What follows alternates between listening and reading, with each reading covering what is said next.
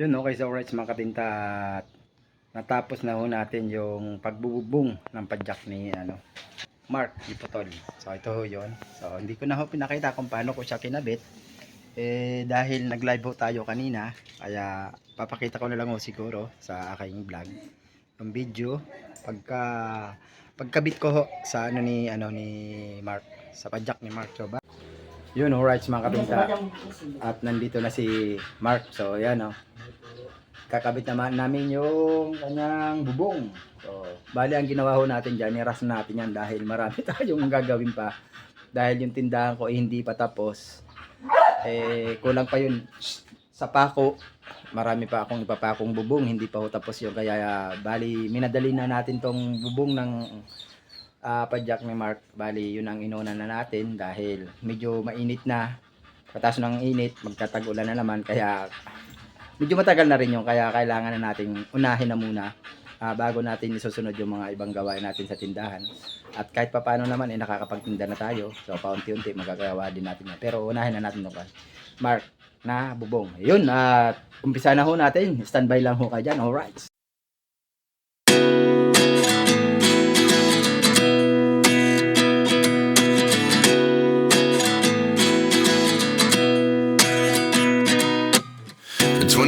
And I find myself wondering what did happen to the last 10. I ran away with my life, fast forward, never turn back again. It's kind of funny that the more we pass time, the more we need to set the rewind. And 19 was the year I had to leave you, but now I'm seeing all the signs. Is this really happening? I can't believe it's true. I'm just as surprised as you. Is this really happening? I can't be too sure, but one day I'll be yours again.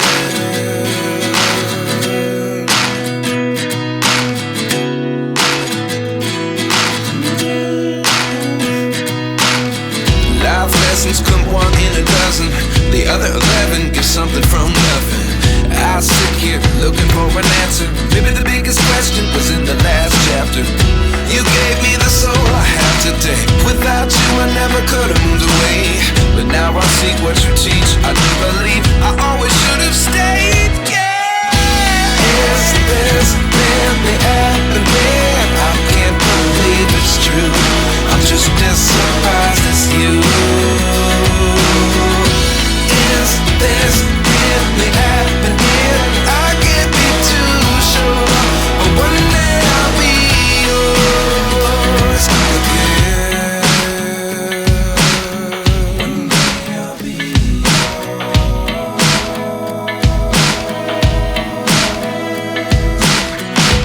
One day I'll be yours. I'll be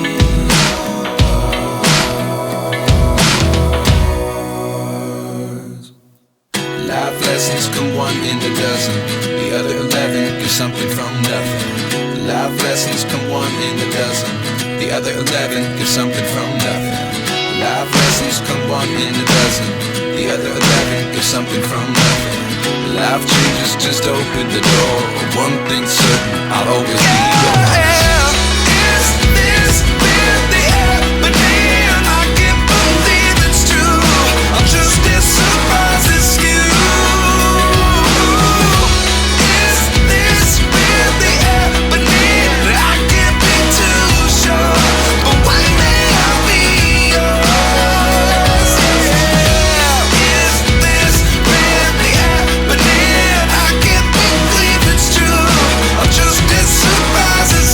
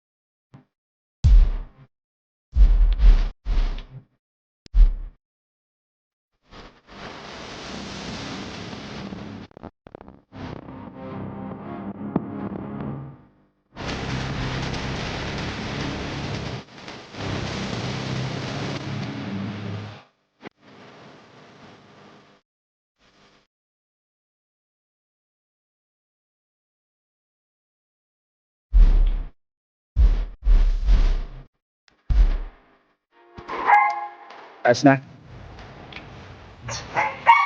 Sige na. Sige. Salamat ka tropa kay Sabol. Dati mo ulit. Binigay mo sa pinto yung malaki. Na may bubong na po kasi kaya po ang ating bike. Nasaan na po ako kasi po pagkapaglapit natin ng ayos, umaga hapon, maglalako na po ako. Napipiliin na hindi na ako maulangan, hindi na ako maiinitan. Thank you po, kayo, Pisa D. Salamat po, ingat po. Pre, laging malakas ang padyak mo dahil sa kanyang bagong sapatos. Sapatos, binigay ko sa sabihin mo. Maraming salamat po. Binigyan mo sa akin tulong. Okay na? So, kaya, sabasin ko po, ingat po.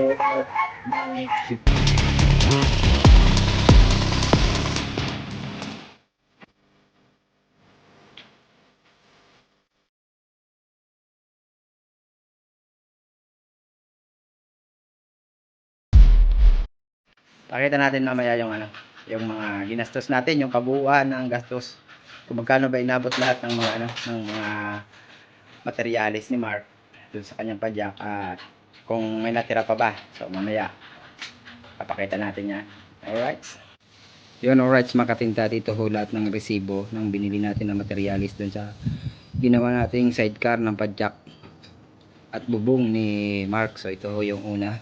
So hindi ko na ho babasahin, papakita ko na lang para madali dahil medyo marami ho ito. Ayan yung pangalawa, 420. At yung pangatlo, 135. Yung pang-apat, so 1093. Yung pang-lima, ayan, 400. So, at yung pang-anim,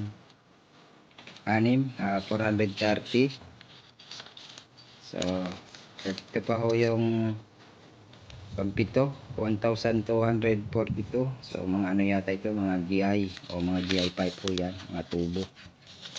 At ito pa ho yung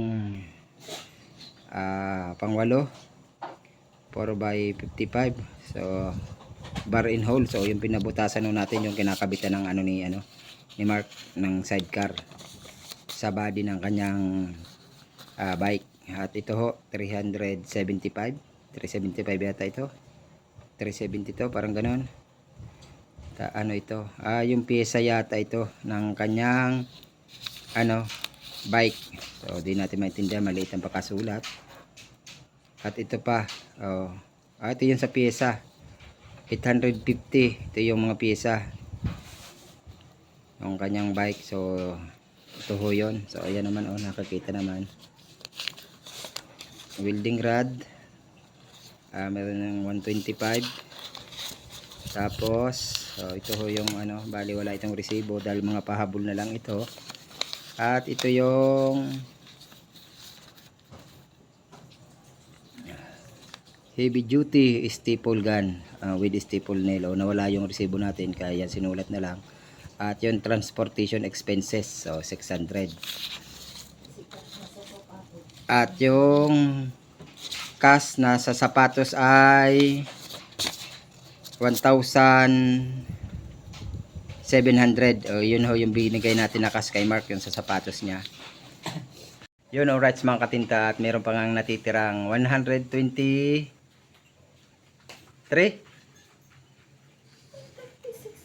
136 na cash. Mayroon ho ito yun. So ito yung natitirang 126 na cash kay Mark. So siguro ibibigay na lang natin to sa kanya para wala tayong nakuhang pera na para sa kanya. At maraming salamat talaga sa tiwalang binigay ni Idol Kissable Lips Yoki, sa tiwalang binigay niya sa atin para sa atin padaanin yung ginawang panghanap buhay na padyak kay Mark para magkaroon siya ng bagong by photo bomber. Ay, salik. Bagong panghanap buhay, lahat ho yung bago, yung sidecar. Ang hindi lang ho yata bago doon yung ibang parte ng bike niya. Pero yung ibang parte ho doon na baguhan na ho natin. So, yun, good luck kay Mark sa bago niyang padyak. At meron na siyang bubong. Yun, maraming salamat talaga Idol Kissable Lips at sa tiwala na binigay mo sa akin. At Yun, sana ito ang maging una't huli natin project. Sana marami pang sumunod at sana pagkatiwalaan mo pa rin ako. Yun, maraming salamat sa iyo, idol. Medyo masakit ng aking mata. So, thank you po sa lahat ng sumuporta sa Team Good Vibes, sa lahat kay Sergi at kay Sabo Lips. Syempre kay Tita Karing at Tito Bear. Sa lahat ng team ng Good Vibes, so kay Ikot. Sa lahat na ho, hindi ko na ho kayo babanggitin kasi lahat ng Team Good Vibes. Yun, I love you po. Bye-bye. Salamat po sa tiwala.